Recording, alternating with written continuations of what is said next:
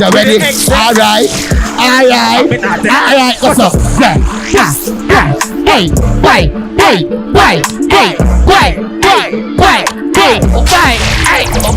What's up? Yo, that is it. So big up yourself in here. Yeah, man. You know, don't worry for me. You just watched the CVM Television Schoolfest Unity Over Violence tour. Don't miss our next stop, Bustamante High School.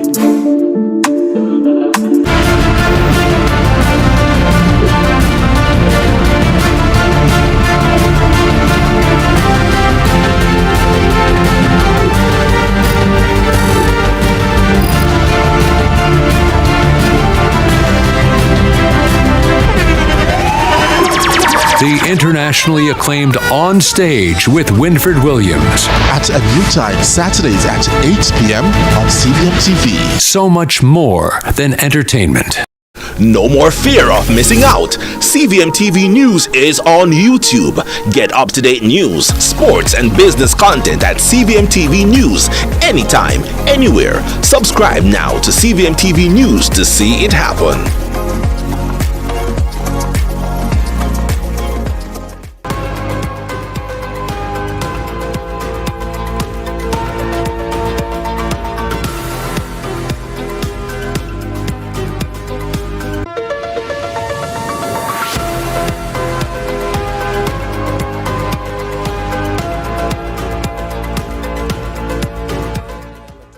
March 2024. This is CVM News at noon. I'm Ramon Gordon. To the headlines. The Kingston police have confirmed that 6 people were shot, 5 fatally, in a gun attack in Waltham Park shortly after 8 p.m. on Monday. 1 remains hospitalized. The identities of the victims have not been released. Sections of Waltham Park Road and Bay Farm Road were temporarily blocked for investigations. This is a developing story. And a retired police sergeant, Robert Lambert, died from injuries in a 2-vehicle crash in Mandeville, Manchester on Monday. Around 7 p.m., Lambert's car collided with a truck at the intersection of Villa and De Carteret roads. He was rushed to the hospital but later pronounced dead. We'll have more details at 7. Moving on now, political commentator Roger Bent has given the JLP's annual conference a passing grade. Speaking on Lead Story Monday with George Davis, Bent said the event was a good showing. What I liked, I could see clear uniformity. I was attracted to the fact that even the party leader was dressed in the same raiment as everybody else. I felt that was really a show of unity all the way around. I could also sense the atmosphere. It was one of excitement. People kept talking about a third term, and they seemed excited about it. That was a good show for messaging. There was also a synergy of pointing to the worth of the workers, especially women in the organization. And I think that was in 2024, that's a good thing to advance and to talk about. They made up a show of showing the representation of women and the anticipation of more women serving in Parliament. That's a good thing in 2024. I also felt that the Prime Minister did creditably well. He was relaxed. He didn't come with a script, which is not normal. Normally, he speaks for a very long period at the podium. He didn't do it this time. So he came with a kind of conversance that was different. And social commentator Dr. Nadine Spence believes the messaging at the JLP conference addressed the concerns and rhetoric of the Jamaican public. I think all of the JLP's responses yesterday, if you look back at our criticisms of how they have handled their stewardship, has been around has indicated that they've been listening. Was it last year that we had the local government elections? February 24th this year. Yeah, we felt a lot of us said that the JLP was doing very poorly at talking about their achievements, that they were not behaving as if they were a government that had that had done so much in terms of stabilizing the economy and was getting so many accolades for the work that they did. And I think clearly what we were hearing was them listening to say you must take the time to articulate what the progress has meant for Jamaicans. The Child Protection and Family Services Agency, CPFSA, has stepped in, providing a 13-year-old girl who was seen being sexually assaulted by schoolboys with much-needed support. Shante McNeil has that story. Child Protection and Family Services Agency, CPFSA, is condemning the actions of the 18 boys seen in a viral social media video where a 13-year-old St. Catherine schoolgirl was sexually assaulted. Investigations into the incident, which surfaced online last week, revealed that the 13-year-old girl was lured to a house by the male students who physically abused and sexually assaulted her. The boys have since been charged with several offenses, including rape, forcible abduction, knowing and producing child pornography, and distributing child pornography. In a statement on Monday, CPFSA CEO Laureate Adams Thomas says these behaviors must never be condoned. We strongly condemn this despicable act that was meted out to this young girl. The levels of violence we continue to see being displayed by our children are of grave concern. These kind of maladaptive behaviors in our schools and communities must not be condoned, and we must teach our boys that masculinity is not synonymous with abuse. The agency is currently providing the victim with psychological support. Our investigating team located the young girl and her family and met with them on Sunday, November 24th, and provided brief counseling. The child was referred to the Victim Services Division for additional support, and she's also to receive a medical assessment today, Monday, January 25th. And we will continue to work with the family through our Children and Family Support Unit. The agency continues to encourage citizens to report any kind of abuse using the 24-hour child abuse hotline 211. Shante McNeil, CVM News. KFC Jamaica has officially opened a new location in Christiana, Manchester, after facing construction issues. Earlier, Donovan Mitchell, Mayor of Manchester, issued a stop order on the project. However, KFC clarified that as a tenant, they received approval from local authorities to open. Despite the setbacks, residents of Christiana and nearby areas can now enjoy the new franchise. Of the KFC in Christiana. It's been a long journey. I have a lot of hiccups along the way, but finally, Christiana and Northeast Manchester in general can enjoy this location. And as you can see, it's a wonderful project compared to what others trying to say. But you know, they always have challenges along the way, and they got it done. There are some issues. I told them I will start out in short order, which I did, and it's open now to the public. So Manchester, you can enjoy another location here in Christiana. Preserving digital assets is becoming an increasingly important concern as valuable information and memories are stored virtually. CEO at the Administrator General Department, Stacey Nkati, offers advice on how individuals can secure the future of their online data. Even if we're not going to talk about it as an asset, it's still a very precious memory. Right. So grandma is posting her grandchildren on social media. Then we have persons who are content creators like yourselves, persons who monetize their platforms. And the big question is, so what happens after you have died? So what is important to note is that every platform has different policies. So there is a Society of Trust and Estate Practitioners globally that gives us guidance notes to say, this goes with this platform, this goes with this platform, and what it's called is legacy settings. So for the Apple people, all the other Apple people, you know, they think themselves very different from the others. Dennis, you look slightly touched by that one, but Apple is very good at it. Apple has excellent legacy settings that is actually, you just have to go into settings and you nominate who is going to get access after you are no longer able to get access. It can be death, or it can be incapacitation, right? And so you can set all your Apple devices, but it changes over time because, you know, it's technology. So you have to keep current with your settings if you're an Apple person. You also have to look at which operating system you're running and so forth. These are things that you must think of if your loved one has died or whilst you're alive. Go through your social media accounts to see what are the legacy settings and how can you ensure that either you have a memorialized page or if you are the person who is left behind as the family member, how do you contact the platform owner to let them deactivate their account. Some of them even require a court order if the person did not set up the legacy settings. CVM News at noon, more after this.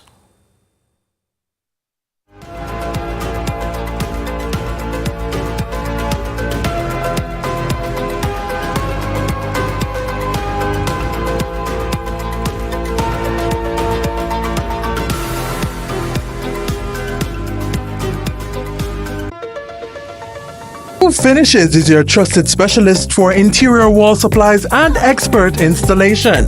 For almost 2 decades, we have been the go-to source for commercial and residential projects. Suppliers of interior and exterior boards, acoustic ceiling systems, installation, FRP, skirting tools, and more. Visit our showroom at 130 to 132 Maxfield Avenue or WhatsApp us at 876-461-3094 to find out more. Get tiles and get creative with your floors, walls, and all the spaces in between. Our knowledgeable sales consultants are happy to help create your beautiful finish with the latest designs in first quality porcelain, wood look, vinyl, mosaics, natural stones, and countertops. At Creative, you will get every tile you need for your residential or commercial projects. Creative Building Finishes, your one-stop shop for everything tiles. Visit our showroom at 5 Red Hills Road or call 876-929-5553. Get tiles, get creative. Trends come and go, but your jewelry lasts forever. Birthdays, engagements, anniversaries, graduation, or just because.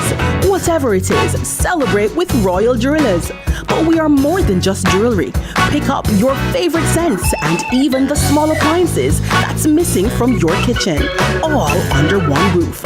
Visit us at Shop 8 Tropical Plaza or Shop 3 Pavilion Mall. Royal Jewelers, timeless beauty within your reach.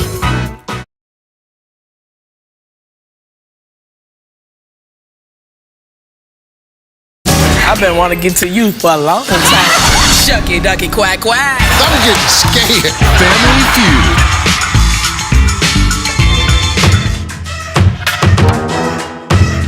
Brought to you by We Are the Caring Store, waiting to serve you. It's time to experience independent living. Visit us today.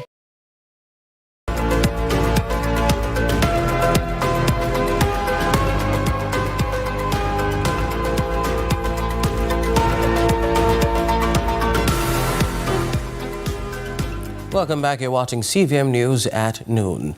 Prime Minister Andrew Holness has proposed a GCT reduction on electricity bills and a write-off of some outstanding water bills to ease the financial burden on Jamaicans.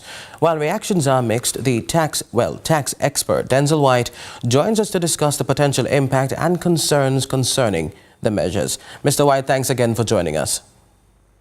Good afternoon, Roman, and thanks for having me. It's a pleasure. Always. To kick things off, let's ask this. What impact do you believe the GCT reduction on electricity bills will have on the average Jamaican household?